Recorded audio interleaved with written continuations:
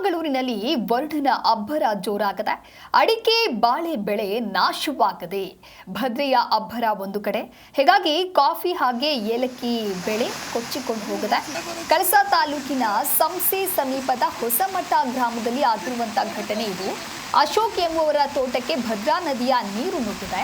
ಬುಡ ಸಮೇತ ಕಿತ್ತು ಬಂದಿದೆ ಕಾಫಿ ಹಾಗೆ ಅಡಿಕೆ ಸಸ್ಯಗಳು. ಮಣ್ಣು ಕೊಚ್ಚಿ ಹೋದ ಪರಿಣಾಮ ಕಾಫಿ ಗಿಡಗಳು ನಾಶವಾಗದೆ.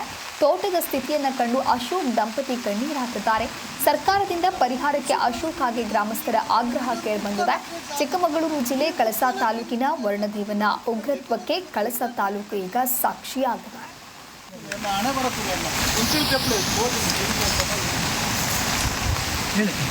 ನೋಡಿ ಸರ್, ಇಷ್ಟೆಲ್ಲ ಕಷ್ಟಪಟ್ಟು ಇದೇ ಫಸ್ಟ್ ನಮಗೆ ನಾವು ತೆಗಿತಿರೋದು.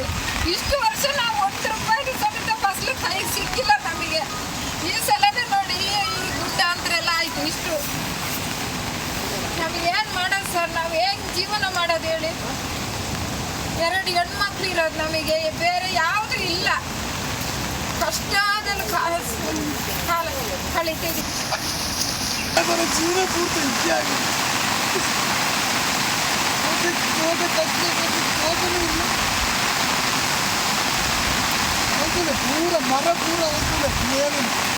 ನೋಡಿ, ಅಡಿಕೆ ಮರ ಕೂಡ ಮಳೆ ನೀರಿಗೆ ಕೊಚ್ಕೊಂಡೋಗಿದೆ. ಕಾಫಿ ಎಲ್ಲ ಪ್ರತಿ ಬಾಳೆ ಗಿಡ, ಏಲಕ್ಕಿ ಸಂಪೂರ್ಣ. ಇವತ್ತು ಬೆಳಗ್ಗೆ 10 ಗಂಟೆಗೆ ಸರ್, 10 ಗಂಟೆಗೆ 10 ರಿಂದ 12:30 ತನಕ ಇದೆ ಸರ್. ನಾವು ನೋಡಿ ಹೆದರಿ ಎಲ್ಲ ಮನೆ ಹತ್ತಿರ ಸಿಟೋಟವರೆಗೂ ಬಂದಿದೆ ನೀರು. ನಮ್ಮ ಮನೆದು ನಮ್ಮ ಅಡಿಕೆ ಗಿಡ ತೋಟೆಲ್ಲ ನಾವೆಲ್ಲ ಸಾಲ ಮಾಡಿ ಧರ್ಮಸ್ಥಳ ಸಂಘದಲ್ಲಿ 3 ಲಕ್ಷ ತೆಗೆದು ಗಿಡ ಬೇಕು, ಇಷ್ಟು ಕಷ್ಟಪಟ್ಟು.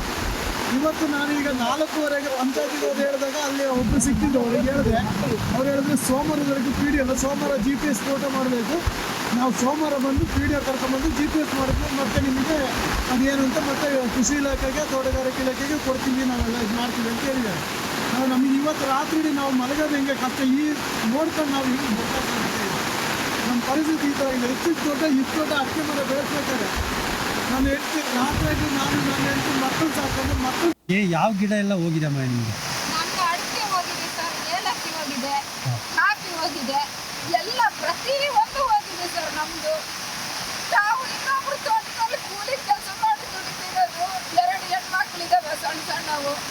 ಬೇರೆ ಯಾವ ಉತ್ಪತ್ತಿನೂ ನಮಗಿಲ್ಲ ಸರ್. ಇದೇ ಸಂಘದಲ್ಲಿ 3 ಲಕ್ಷ ಲೋನ್ ಮಾಡಿ ನಾವು ಮಾಡಿರೋದು ಕಷ್ಟಪಟ್ಟು.